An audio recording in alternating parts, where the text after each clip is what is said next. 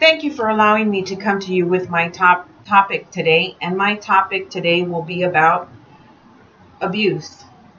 There's an old saying in Spanish that says, calladita te ves más bonita, which translated comes out to be, you look prettier when you're quiet.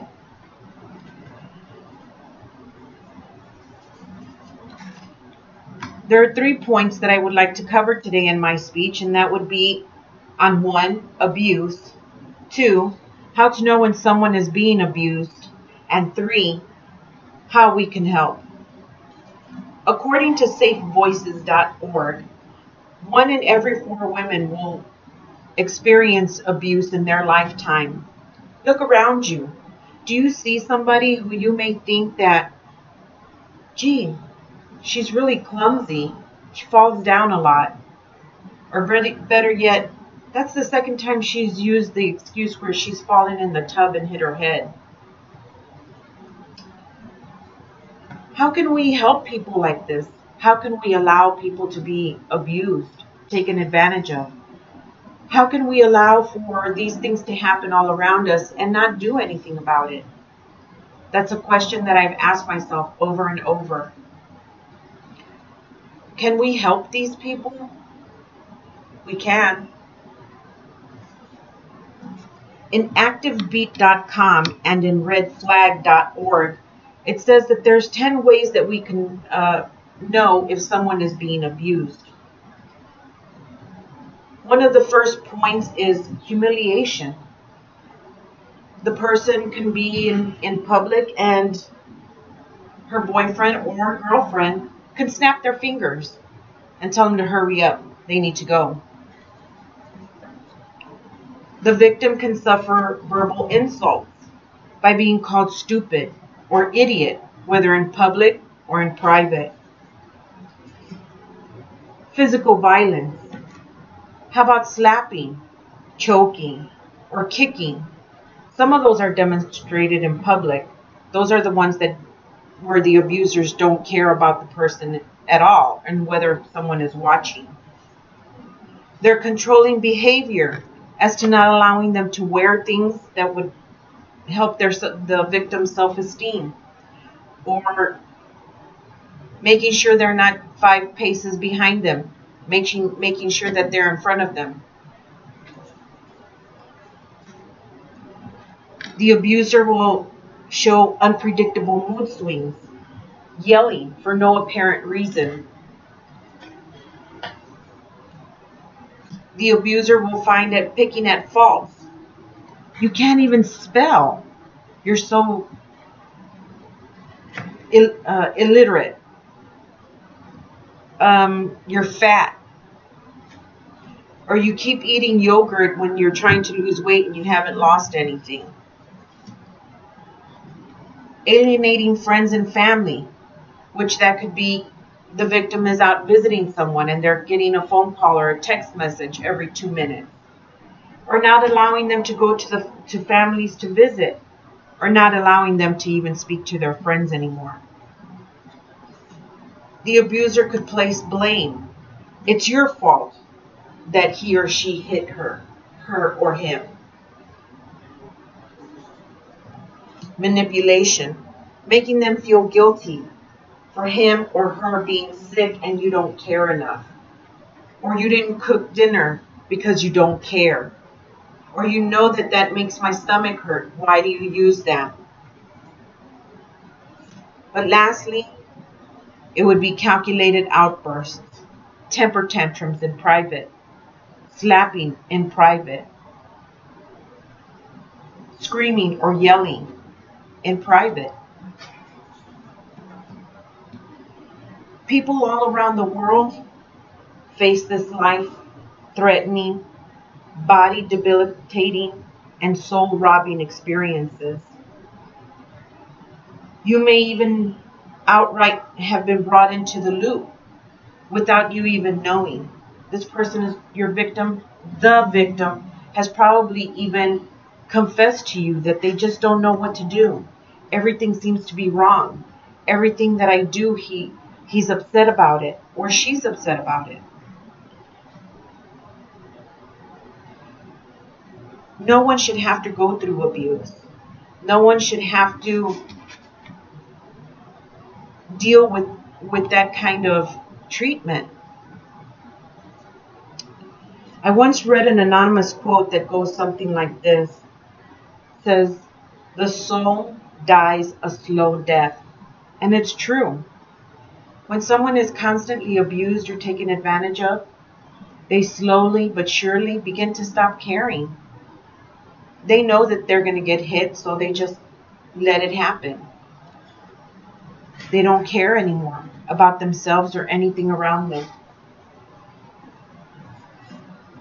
The University of Nebraska also posted information that states the majority of abuse victims are women, but men also get abused by spouses or significant others.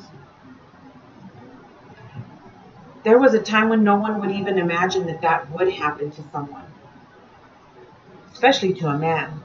Men being that they're stronger and more masculine-ish. No one would even imagine that happening. If we do nothing to help those in need,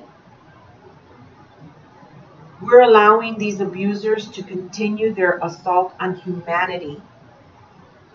The statistics for abused men and women, according to safevoices.org, were 17.5% of women were abused and victims of their abusers of being killed or murdered.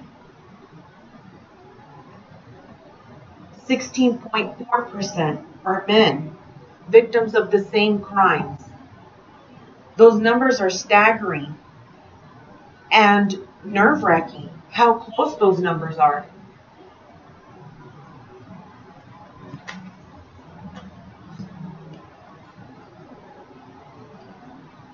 To love is respect. You can't make a victim leave their abuser. They have to want to leave their abuser first and foremost. The only thing you can do is open the door, and they have to walk through it. According to enddomesticviolence.com, there are some steps that you can take as a bystander, as a friend, as a family member, to help those victims in need. That would be to set up time to talk in private with that person. Let the person know that you're concerned. Be supportive. Offer your help. Don't blame, shame, or guilt that person because they've decided to stay as long as they have. Help that person make a safety plan. Encourage that person to seek help. Give them phone numbers. Let them know that you're ready to help them out whenever and wherever they need. Like I said, we can only open the door. They have to be willing and ready to walk through that door. No one wants to be hurt. No one wants to be abused. No one wants to be a victim. No one wants to be crying in the dark. Let's help one another to survive, to live the dreams that we all dream, and that's to be better, to live a better life. So in closing, I'll say, as being a victim of abuse myself in my youth, I have experienced heartache by one who I thought loved me. And I can certainly say that the signs I stated above are true. That the only thing that you can do as a friend, as a family member, is to be there. Make sure that they do know that you care. Make sure that you have their best interests at heart. Listen to them. And as you listen to them, make sure that you help them see that the things that are happening are wrong. That no one should have to go through abuse. No one should have to be hit. No one should have to be humiliated, embarrassed, and torn away from their family members. Every life is worth $1 million. or more. I feel that as a domestic violence survivor, having someone to listen to me was the best thing that it could ever have happened to me. And I am so grateful for that person who let me talk, who let me just pour out my soul. And soon I was able to see that it was wrong and the steps that I needed to take in order to move out, take that step and be brave. I want to say thank you for this opportunity. I want you to be aware of those around you. Know that all of us deserve to live and to live the way we wish to. That we all need love and we all need respect in order to meet that and accomplish that. So I say this and I say it with thanks and gratitude for allowing me to come to you and express my feelings about domestic violence, abuse. Open the door for someone so that they can walk through it. My name is Lucy Flores.